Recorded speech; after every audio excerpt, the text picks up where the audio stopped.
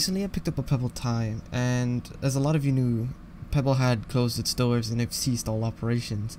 And if you want one, by the way, I'll have a link, an affiliate link in the description that you can go get one, because they're going for really cheap right now, anywhere from $40 to $50 for one of these.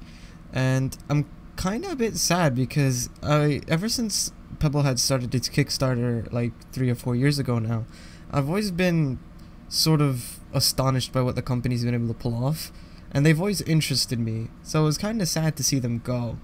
But anyways, I picked up one and I wanted to see if they were still usable in 2017 and will they still be usable in the years to come. So this is kind of going to be my first smartwatch in a long time. The only other smartwatch that I've ever tried was a Moto 360, which I used for a weekend and returned it. And this is not the second generation one, by the way. It was the first generation one, which had a whole host of problems. And I used it for a week and sent it back because I didn't like it. Alright, so in this scene here, you can see me basically going through a new screen protector and skin kit. The reason for this was I did actually skin this thing a little bit after I bought it, and it was kind of dumb because I regretted doing that. The metal surface around the screen, you'll see a little bit later, it gets scuffs up pretty easily. There is one scratch on the screen, but it's very unnoticeable unless you hold it at a really certain angle. But yeah, if you buy one, or any smartwatch in particular, get a screen protector right away. Get a skin for it, customize it, make it yours, the whole thing, because it's going to be on your wrist the whole time, and your arm's going to be flailing about as you're outside. If you're inside, it's going to hit, it's going to be hitting to plants, trees, whatever, walls, doors, so it's going to get a lot of abuse. Just keep that in mind. So if you're going to get a watch like this, or any smartwatch, make sure you skin it, and put a screen protector on it to, keep it in its original shape. Now, to get the old skin off of this one, what I ended up doing was I had to take it to a hair dryer and let it, heat up, and I sat there for about 2 or 3 minutes, let it get really hot, and I started to peel it off. It did, however, leave a lot of the glue behind, which I ended up using some rubbing alcohol, as you'll see here in a few seconds, to remove that. And it does come off relatively easily, but for the bits inside around the screen, you'll see later I go in with a toothpick and try to clean those out with some rubbing alcohol as well. So yeah, the removal process, not very clean, but at the same time I can't really complain because it's gonna be rare. You're gonna only change a skin like once every few months, once every few years, depending on how you treat your device. So for me, the reason why is because I actually did kind of put it in the worst scenario of abuse, where I had it while I was working on my bike, when I was doing things and building things around the house. So now I know maybe I shouldn't be doing it like that, but it was just for the whole test and the whole sake of this video. It did hold up pretty well. The strap hasn't ripped. I wore the thing while asleep and to use a sleep tracker, and I was afraid of breaking it, but surprisingly it's held up pretty well. Now here's the bit where I kind of show you guys the metal around the screen where I took off the skin, because as you can see, it's not very visible on camera. You'll notice it more in person, but there is a lot of scuffs on it. So now I'm basically going to go through the process of reapplying the skin. As you can see here as well, I do clean up these edges because a lot of the glue that I wiped off ended up going in there. Just pour some rubbing alcohol on it and use a toothpick to clean out those if you ever change out the skin.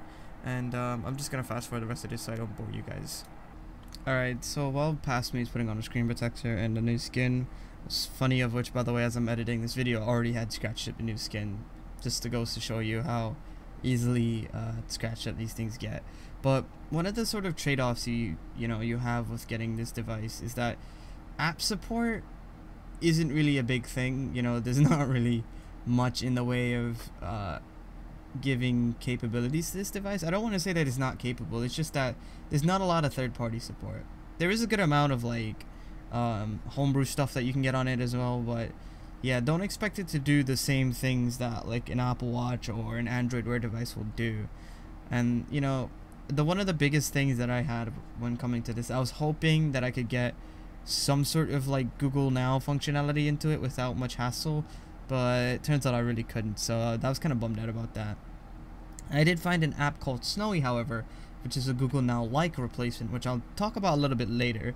But yeah, as far as the smartwatch goes, this thing does everything that you would expect the smartwatch to do. You can respond to text messages using voice, you can answer calls, hang up calls, and you can view your notifications, dismiss notifications. It tracks your steps, and it tracks even how long you sleep if you were to bed, which I found quite interesting. But yeah, let me get on to the next part of this video. Now I'm going to be going through my watch here and showing you guys sort of the apps that I have in place, and one of the biggest ones that I like to use a lot, especially for tracking my battery and stuff, is called Battery Plus. It's a really nifty application. It's taking a little bit of time to load here, but it's a really nifty application. It shows you how much time you have left on your battery based on how many times you've charged it and how much you have. It'll show you how long what's the longest time you've been able to last on a single charge, and it's pretty straightforward, not much to it, but it is a nifty app. And the other app I want to show here, which is called Timer Plus, I don't use all that often, but it's just a little timer app that you can use, and it also works as a stopwatch, I believe. So there's that. And here's the other app, which is called Snowy. This is supposed to be like a Google Now replacement, or alternative, I guess I should say, not really replacement, for the Pebble Watch. Now the problem is, and I've noticed this with a lot of other reviewers, I can never get the app to work properly. No matter how hard I enunciate, no matter how hard I speak, or how loud or soft, it just doesn't work. And I'm going to give you guys a little demo of that right now. Convert 5 kilometers to miles.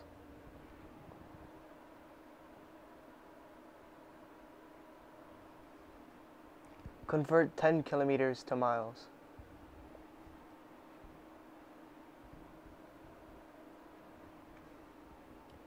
Set a reminder for tomorrow, 6 p.m.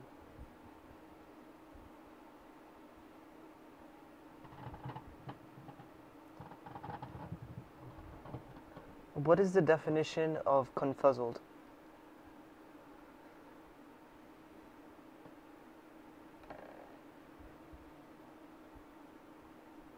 Define charge.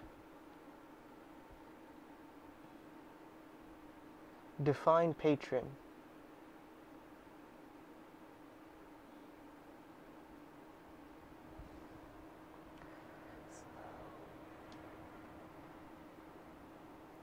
Show me my reminders.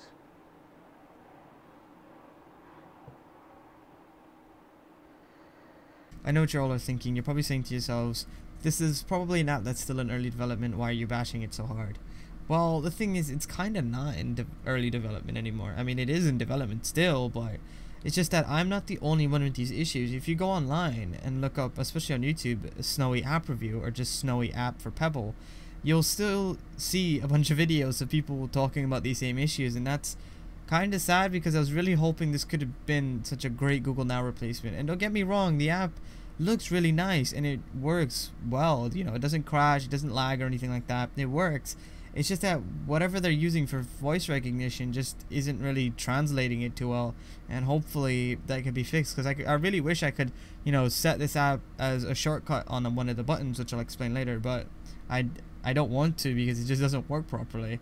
So yeah, let's move on to the next bit of this video, which is going to be the Android app side of things. So something I found strange, and here's the app. If you have the Android Wear app installed, I don't know why you need it, but you'll need it to enable the step counter and the sleep tracking functionality of the Pebble Watch. So as you can see, if you have the app installed, you'll see your steps, so you can browse through them. Pretty straightforward. It's pretty good actually.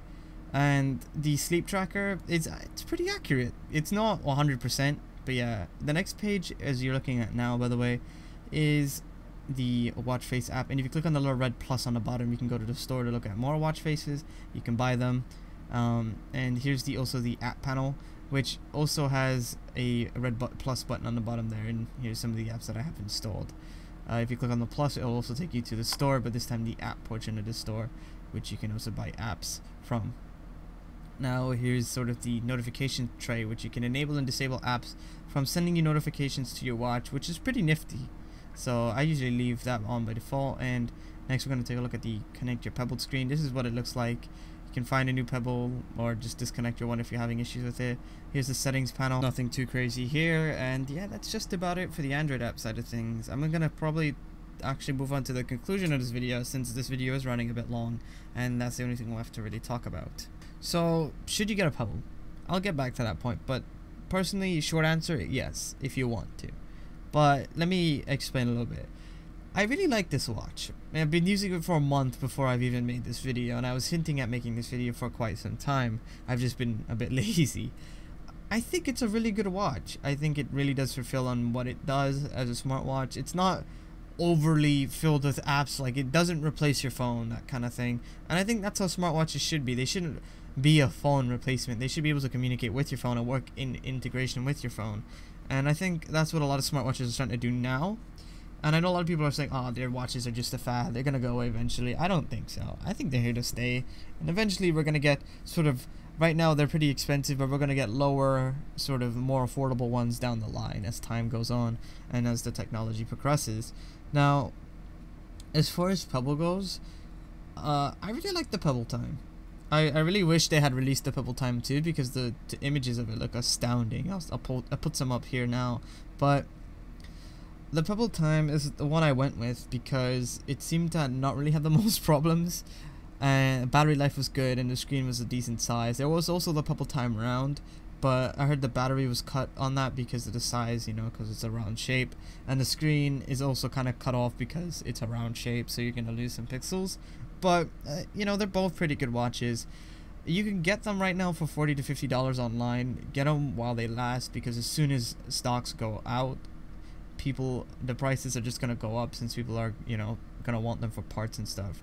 Now, Pebble in the future, I already know of a team that is working on something called Rebel OS, which is going to be the Pebble replacement, or the Pebble OS replacement for the future of these watches. So don't, just because of the fact that if Fitbit turns off their servers that are hosting the Pebble services, or, you know, don't think that you should throw this away or you should get rid of your Pebble device, because trust me, like an old phone, there's going to be plenty of ways you can reuse it. There's going to be new operating systems and ROMs and stuff like that that'll repurpose these devices and bring them back to life.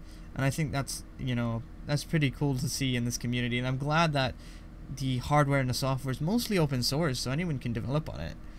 And as far as the watch goes, especially the whole e-ink technology thing, I find it very fascinating because it doesn't use a whole lot of battery, and like I said, I get about 3 to 4 days if I get a lot of notifications on a single charge, about a week on a single charge if I don't get a lot of notifications. So your mileage may vary with that, but that's still a heck of a lot of time compared to a different kind of, like an Apple Watch or an Android Wear device in terms of battery. And I think we'll definitely see, well, I hope to see more e-ink watches in the future, and I think what Pebble has done with this watch is quite interesting. I've never owned a Pebble watch before, and this is my first time owning one, and I actually love it. It's a pretty amazing device. And you know, because of the limitations of the e-ink display, you know, it's not a high refresh rate. You know, it's not really known for that. And what Pebble has done is they put in these sort of cute little animations and transitions that make things look a lot more nicer to you know, to the eye, since the screen can't really keep, you know, refresh that fast or keep up with it that quickly. And I found that to be pretty cool as well. It's not something you really see in software anymore, as transitions and animations. That's kind of gone now. But yeah, that's pretty much my 2 cents on this. If you want one, go grab one. I'll have links in the description. Both are affiliate links, by the way, towards a refurbished model and a new model. So if you want a Pebble time, go get one while they last. I really recommend it. And when Rebel OS actually gets to its sort of I don't want to say finishing stages, but when it gets to a more mature stage, I'll definitely be doing videos on it. I'll definitely be trying it out, because it's supposed to be cross compatible with Pebble apps, or the Pebble OS apps, which I find to be amazing. So I'll keep you guys in touch with this. I'll do updates if there's any sort of software or anything that comes to the watch. I'm kind of glad I got one. I'm sad, as I said before, I'm sad to see the company, you know, went the way it did, but I'm glad that I managed to get one at the price that I did, because at $150 there was no way I was going to be able to justify the price of this watch to myself. So thank you guys for watching. I hope you all enjoyed, and if you do get your own watch, tweet me or send me a picture on Instagram of it. I'd love to see what you guys are going to do with yours. I'd love to see, if you have one already, what you're doing with yours. And yeah, I hope you all enjoyed this video. Sorry for the lack of uploads. I'll definitely be working on more uploads now. It's just that the heat wave is kind of killing my computer and not letting me render videos without it crashing, so I do apologize. Let me know your thoughts in comments down below, like the video if you enjoyed, and subscribe for more awesome content, and I'll catch you all in the next one.